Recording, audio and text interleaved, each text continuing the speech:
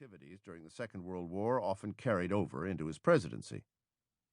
The main reason I have done so is that I know more about Ike's career as a soldier than I do about his career as a civilian.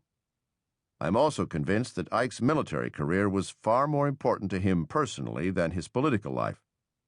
Though I believe he was an excellent president, especially in his role as commander-in-chief, he did not worry much about what his political opponents said about him in that position. When it came to his military judgments, however, he was vociferous in defending the validity of his decisions. As he contemplated his career at the end of his life, nearly all the men he considered great came from the war days, not the political era. To me, at least, Ike's place in history will hinge far more on his days in uniform than on his days in the White House. With those limitations in mind, I have given a son's view of a great military leader. Highly intelligent, strong, forceful, kind, yet as human as the rest of us. Chapter 1. Early Influences. George S. Patton, Fox Connor, and John J. Pershing. There are no great men as we understood that expression when we were shavers. The man whose brain is so all-embracing in its grasp of events, so infallible in its logic, and so swift in formulation of perfect decisions, is only a figment of the imagination. Yet some men achieve goals for which numbers have been striving, and it is interesting to look over those who have attracted special attention in some field to try to make an estimate of their character, their abilities, and their weaknesses. Dwight D. Eisenhower. Patton. One dark night in late 1919, a lone automobile crept slowly along the few miles of unlit, two-lane blacktop road leading into Camp Meade, Maryland. In the car were two young Army officers, each grasping a Colt automatic pistol in his hand, both peering intently out in the blackness.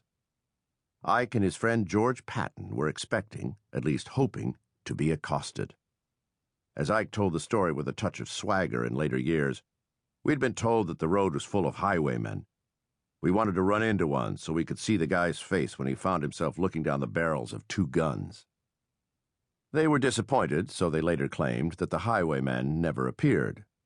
It is fortunate that the intended victim had chosen to take the evening off, because the careers of Ike and George could never have profited from this caper. They might have wound up in a good deal of trouble. Whose idea it was to go bandit hunting will never be known, but both men were bored with their lives as temporary bachelors in a camp that lacked family quarters, and they shared the emotional letdown that afflicted the whole Army following the exciting days of the First World War. This was Ike's and Patton's way of entertaining themselves. Those were the days when Patton's influence on Ike was at its peak. Patton was already a noted man in the Army. Graduated from West Point in 1909 and commissioned in the cavalry, he had received public accolades for his daring exploits as a member of General John J. Pershing's punitive expedition into Mexico in 1916. He enjoyed close personal ties with Pershing, based at least partly on Pershing's affection for Patton's comely sister, Nita. Patton made the most of that personal connection, using it to obtain a berth in Pershing's original entourage to France in June of 1917.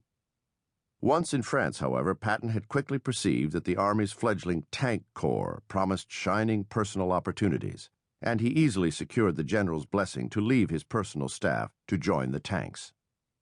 As an energetic 30-year-old major, he quickly rose to the command of the 1st Tank Brigade, the largest United States tank unit in France. His time in battle was short. The Saint-Mihiel campaign, in which he participated, lasted only 2 days, and he suffered a wound in the leg on the first day of the Meuse-Argonne campaign in September 1918. Nevertheless, his reputation had been made. Adding to Patton's larger-than-life image in the Army was the fact that he was personally wealthy, and his wife was even wealthier. His consequent lack of need for his Army pay had exerted a considerable effect, no doubt, on his attitude. The Army was a hobby with Patton, though a mighty serious hobby. Ike had no such aura attached to his name, though he was also recognized as a promising young officer. He had been a successful organizer and trainer of troops during the First World War, and in that capacity had earned a prestigious Distinguished Service Medal for his energy, zeal, and leadership in commanding the Army's heavy tank brigade at Camp Colt.